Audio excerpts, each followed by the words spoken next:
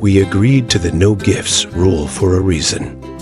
Last year, it was a whole thing, him forgetting our anniversary until the last minute, me overcompensating with an extravagant present that made him feel guilty, and then both of us arguing about how we should have just enjoyed the day without the pressure.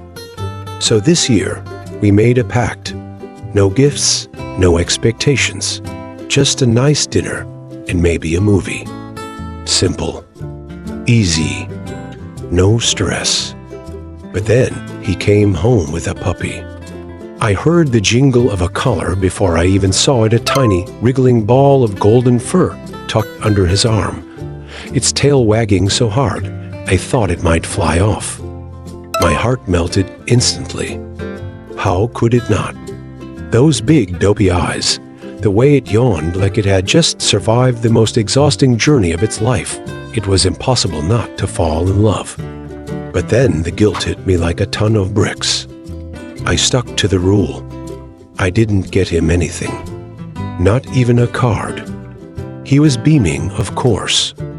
I know we said no gifts, he said, but I saw her at the shelter, and I couldn't leave her there. She's part of the family now. He said it like it was the most natural thing in the world, like he hadn't just turned our quiet, gift-free anniversary into a life-changing event.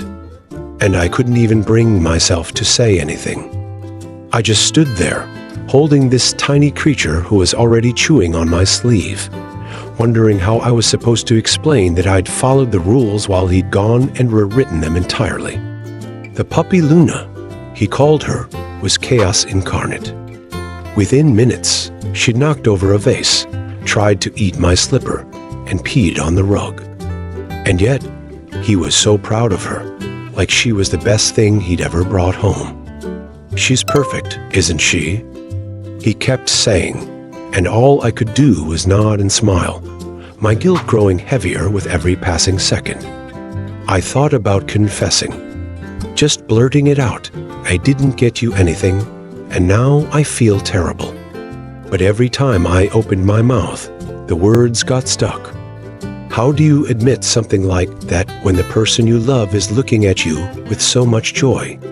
And then there was the other thought, the one that kept nagging at me. Maybe he didn't expect anything in return. Maybe this wasn't about keeping score. Maybe it was just about love. But still, the guilt lingered. Should I say something? Should I find a way to make it up to him?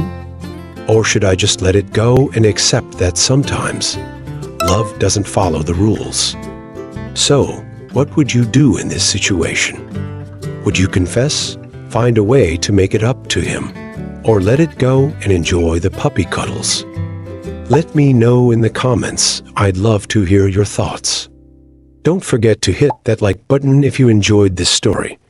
And if you're new here, subscribe for more heartwarming, funny, and thought-provoking tales. Thanks for watching, and I'll see you in the next one.